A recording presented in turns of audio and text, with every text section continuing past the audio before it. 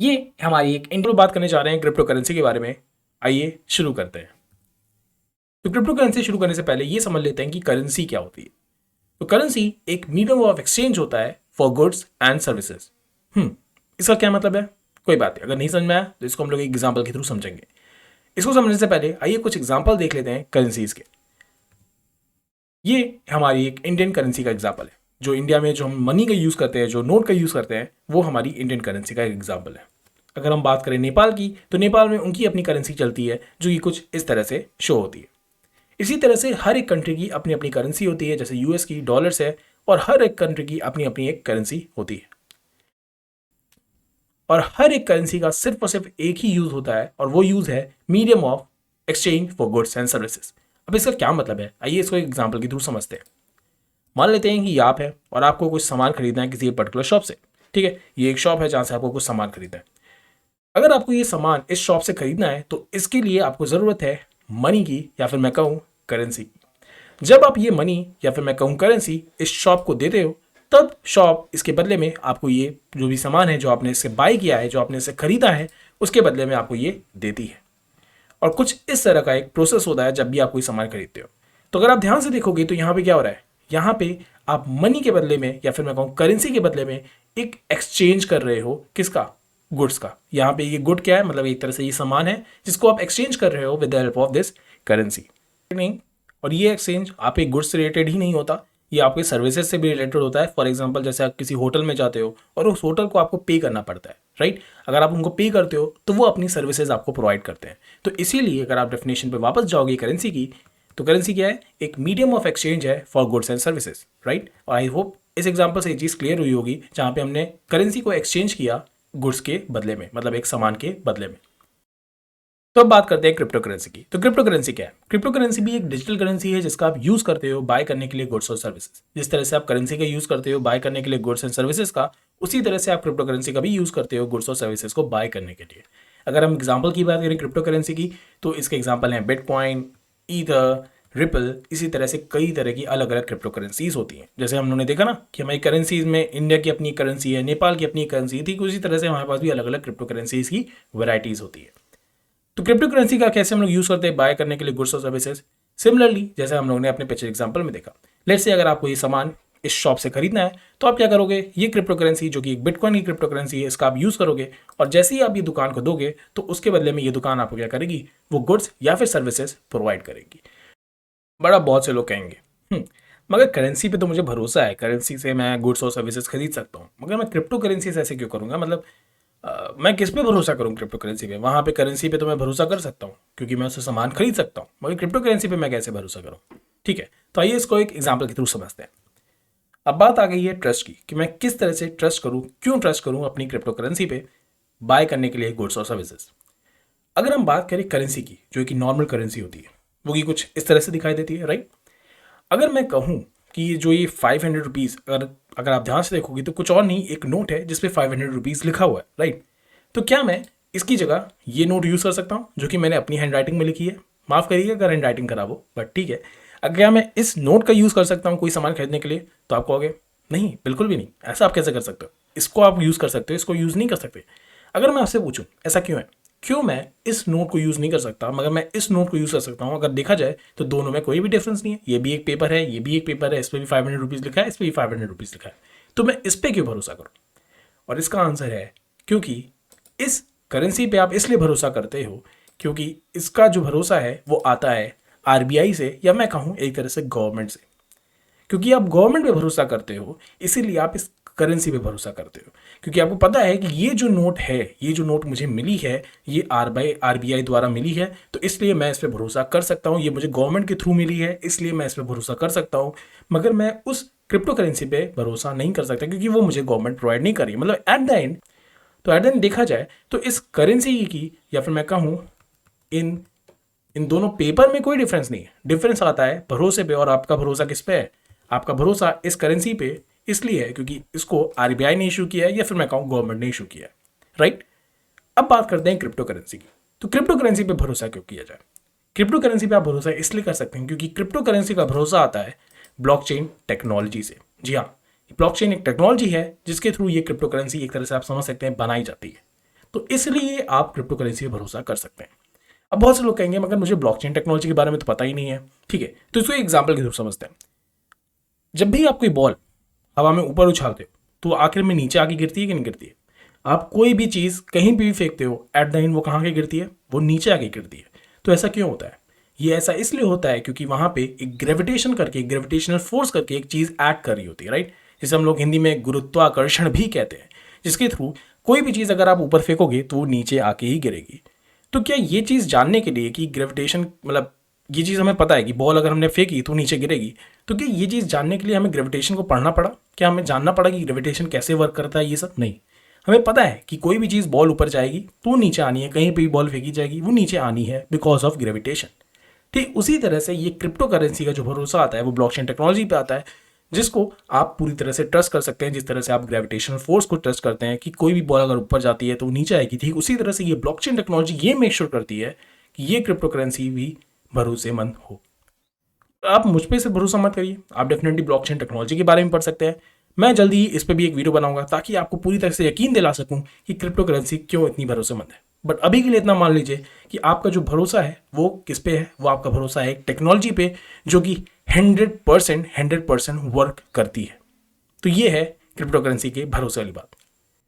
अब बहुत से लोग कहेंगे ठीक है, ब्लॉकचेन टेक्नोलॉजी पे चलो मैं भरोसा कर भी लूँ, बट फायदा क्या है? मतलब इस करेंसी से मेरा सारा काम तो चल रहा है, बढ़िया से सारी चीज़ें हो रही हैं, मैं सामान भी खरीद पा रहा हूँ, सब बढ़िया चल रहा है, तो मैं इसका यूज़ करूँ क्यों? मतलब मैं क्रिप्टो करेंसी का यूज़ करूँ क्यों जब करेंसी से सारा काम चल रहा है? ठीक है, मैं समझ गया कि क्रिप्टो करेंसी पे भरोसा किया जा सकता है क्योंकि इसको एक ब्लॉकचेन टेक्नोलॉजी करके कोई चीज़ है जो इसको रन कर रही है। ठीक है, तो मैं इसका जवाब दूंगा क्रिप्टो करेंसी के बेनिफिट से। तो आइए कुछ बेनिफिट्स देखते हैं क्रिप्टो करेंसी के, ताकि आप समझ पाए कि क्यों हमें क्रिप्टो करेंसी की आज सबसे ज़्यादा ज़रूरत है।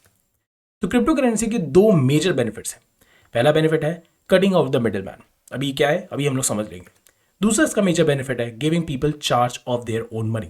तो आइए एक एक करके इन दोनों बेनिफिट्स को समझते हैं और समझते हैं कि क्यों हमें क्रिप्टो करेंसी की आज सबसे ज़्यादा ज़रूरत है। ठीक है, तो आइए देखते हैं cutting out the middle man. इसको एक एग्जाम्पल के थ्रू समझते हैं। मान लेते हैं कि आपका कोई फ्रेंड है जिसको आपको 10,000 रुपीज़ भेजने हैं और वो यूएसए में रहता है। ठीक है, तो आप कहाँ जाओगे? आप अपने बैंक के पास जाओगे जो कि बेसिकली इंडिया में बेस्ड है। आप उनको ये पैसा दोगे। अब ये बैंक की रिस्पॉन्सिबिलिटी है कि वो जो यूएसए में बैंक है उसको ये पैसा पहुंचाए। अब ये सेंडर बैंक डायरेक्टली आपके जो फ्रेंड यूएसए में रहता है उसको बैंक में तो पैसे फेंक नहीं देगा, राइट? ऐसा तो है नहीं कि वो यहाँ से ऐसे फेंकेगा पैसा और वो यूएसए के बैंक में पहुंच चला जाएगा। तो इसमें क्या होता है, कई तरह के बैंक्स इन्वॉल्व होते हैं। तो ये सेंडर बैंक डायरेक्टली जो आपका यूएसए का बैंक है उसको ये पैसा नहीं भेजता है, वो कई तरह के बीच में जो बैंक्स होते हैं उनको ये पैसा ट्रांसफर करता है। फिर उनके थ्रू ये बैंक्स के मतलब जो आपका डिजायर्ड बैंक है जो कि आपका यूएसए का बैंक है उनके पास ये पैसा पहुंचता है। तो अगर आप ध्यान से देखोगे तो यहाँ पे एक मिडिल मैन या फिर मैं कहूँगी कि मिडिल बैंक इन्वॉल्व है, जिसका कोई काम नहीं है, उसका सिर्फ एक काम ये है कि ये पैसा ईजी वे में यहाँ से यहाँ तक पहुँचाया जाए।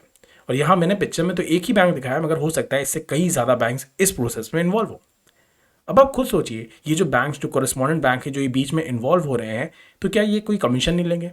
डेफिनेटली लेंगे, राइट? ये कुछ कमीशन लेंगे और ये जो वो कमीशन लेंगे वो काफ़ी ज़्यादा होगी। अगर आप यूएसए में कोई पैसा भिजवा रहे हो, लेट्स से अगर आपने कभी भिजवाया है तो आपको पता होगा ये जो परसेंटेज होता है, जो कमीशन होता है, ये 10% से 20%, इवन 25% तक का होता है। मतलब कुछ कुछ कंट्रीज़ में 25% तक का आपको कमीशन देना पड़ता है just to send money from one country to another country. मतलब एक कंट्री से दूसरी कंट्री में पैसे भेजने के लिए आपको 25% तक का कमीशन देना पड़ता है कभी कभी।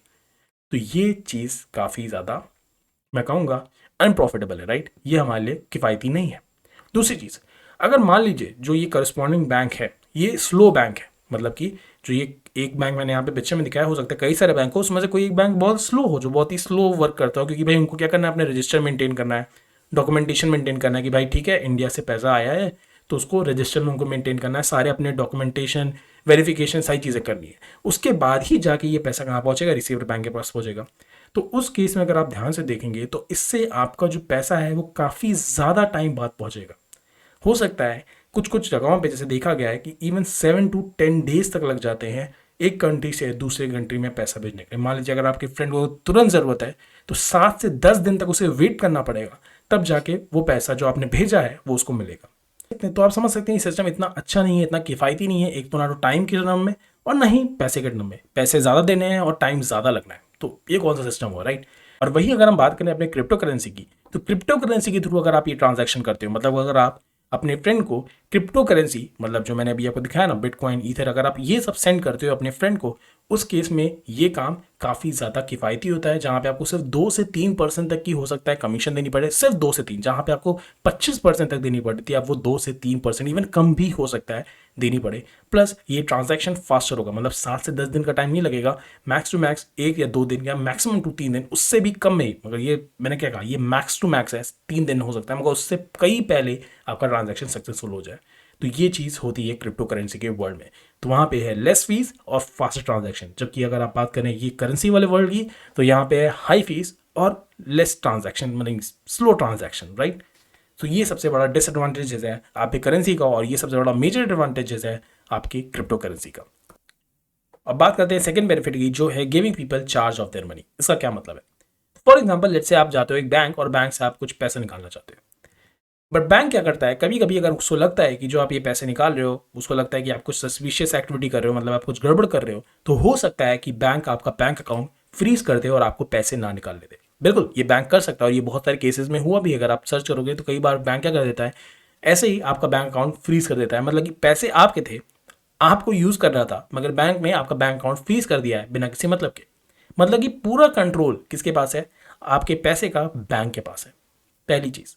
अगर हम बात करें अभी कुछ टाइम पहले की, तो हमारे यहाँ पे एक चीज़ हुई थी जिसे हम कहते हैं नोटबंदी। वहाँ पे क्या हुआ था, गवर्नमेंट ने हमारी नोट बैन कर दी थी। अब वो सही था कि गलत, मैं उसकी बात नहीं करूँगा, बट हाँ, सबसे इंपॉर्टेंट चीज़ जो यहाँ पे थी वो ये थी कि पूरा कंट्रोल किसके पास था? गवर्नमेंट के पास था। उन्होंने क्या किया, पूरी पूरी करेंसी को ही बंद कर दिया, जो कि एक रात में, और अगले रात हमें पता चलता है कि ओके, अगले सुबह में पता चलता है कि ओके, करेंसी बंद हो चुकी है, अब हम यही करेंसी का यूज़ नहीं कर सकते। मतलब कि पूरा कंट्रोल या तो बैंक के हाथ में होता है, या पूरा कंट्रोल हमारे बैंक के हाथ में होता है। मतलब पैसे हमारे हैं, मगर हम उसके ऊपर कंट्रोल नहीं कर सकते। हम कभी भी उसको, हो सकता है कि हमारे वो कंट्रोल हमारे हाथ से छीन लिया जाए, और ये कौन कर सकता है? हमारे बैंक या फिर हमारा गवर्नमेंट। मगर अगर बात करें यही चीज़ क्रिप्टो करेंसी की वर्ल्ड में, तो ये चीज़ पॉसिबल नहीं है, क्योंकि आप वहाँ पे किसी गवर्नमेंट या किसी बैंक, किसी को भी ट्रस्ट नहीं करते हो। आप किस पे ट्रस्ट करते हो? आप ट्रस्ट करते हो ब्लॉकचेन टेक्नोलॉजी को, जो कि just like a gravitational force है, जो कि वर्क करेगा ही करेगा, कोई उसे रोक नहीं सकता। क्या कभी ग्रेविटेशनल फोर्स से कोई रोक पाया क्या, कि नहीं बॉल नीचे नहीं गिरने देंगे? नहीं, ऐसा नहीं हो सकता, राइट। उसी तरह से ये ब्लॉकचेन टेक्नोलॉजी भी इतनी बढ़िया है कि आपका जो ये पैसा है ये आपके हाथ में रहता है, और आपको किसी भी गवर्नमेंट, किसी भी बैंक को ट्रस्ट करने की कोई भी ज़रूरत नहीं है। तो पूरा कंट्रोल जो मनी का था वो आपके हाथ में होता है, वो ना किसी गवर्नमेंट ना किसी बैंक के हाथ में होता है। तो ये इसका सेकंड मेजर बेनिफिट है। ऐसे तो क्रिप्टो करेंसी की बहुत सारे और मेजर बेनिफिट्स हैं, मगर ये इसके 2 मेजर बेनिफिट हैं जो इसको सबसे ज़्यादा इंपॉर्टेंट, सबसे ज़्यादा यूनिक बनाते हैं। बट अभी भी बहुत से लोग कह रहे होंगे, मगर क्या है ना, मुझे अभी भी अपने गवर्नमेंट पे ही भरोसा है, क्या पता, मतलब ऐसा तो कभी हुआ नहीं, मैंने तो कभी सुना नहीं। तो ठीक है, मैं इसका एक एग्जांपल भी दे देता हूँ कि कहाँ कहाँ पे गवर्नमेंट फेल हो चुकी है, और इसका सबसे बेस्ट एग्जांपल है जिम्बाब्वे। जिम्बाब्वे में गवर्नमेंट ने इतनी बड़ी मिस्टेक की करेंसी के साथ, वो मैं उतनी डीप में नहीं जाऊँगा, आप उसको पढ़ सकते हैं ऑनलाइन। वहाँ पे फिर क्या हुआ पता है? वहाँ पे गवर्नमेंट को $1 ट्रिलियन तक की नोट, जो कि अगर आप ध्यान से देखोगे तो $100 ट्रिलियन तक की नोट निकालनी पड़ी, जस्ट बिकॉज गवर्नमेंट ने कुछ गड़बड़ कर दी वहाँ की करेंसी के साथ। जी हाँ, मतलब गवर्नमेंट की मिस्टेक से ये हुआ। अब आपको कहोगे इससे क्या फ़र्क पड़ता है? इससे ये फ़र्क हुआ कि अगर आप ये पिक्चर देखोगे तो आपको हंसी आएगी। ये जो बच्चा आप देख रहे हो, ये सिर्फ ब्रेड खरीदने जा रहा है, और उसको इतनी सारी नोट की ज़रूरत है, और ये जिम्बाब्वे की सिचुएशन है। अगर आप ध्यान से देखोगे, इसे कहा जाता है हाइपर इन्फ्लेशन, मतलब इतनी सारी नोटों का यूज़ सिर्फ क्या खरीदने के लिए है? ब्रेड खरीदने के लिए। और ये क्यों हुआ? गवर्नमेंट की बेवकूफ़ी की वजह से। तो ये चीज़ है आपकी करेंसी के साथ। इसीलिए आने वाले आप टाइम में देखोगे कि क्रिप्टो करेंसी और भी ज़्यादा एक्सपैंड होगी, और भी ज़्यादा यूज़ होगी। तो आई थिंक ये एग्जांपल काफ़ी है आपको ये दिखाने के लिए कि गवर्नमेंट भी मिस्टेक कर सकता है, और आने वाले टाइम में ये सिचुएशन हम भी फेस कर सकते हैं। तो अगर इस तरह की सिचुएशन हम फेस नहीं करना चाहते, तो हमें क्रिप्टो करेंसी का यूज़ अभी से शुरू कर देना चाहिए। तो आई होप आपको ये वीडियो अच्छा लगा होगा। अगर आपको ये वीडियो अच्छा लगा तो इसे लाइक ज़रूर से करिएगा, और इस चैनल को सब्सक्राइब जरूर से करिएगा। आपको रेगुलरली इसी टाइप की वीडियोस मिलते रहेंगे, जो कि आपको क्रिप्टो करेंसी की वर्ल्ड में और भी ज़्यादा इंटेलिजेंट और भी ज़्यादा स्मार्ट बना देंगे। तो मिलते हैं नेक्स्ट वीडियो में, तब तक के लिए बाय बाय।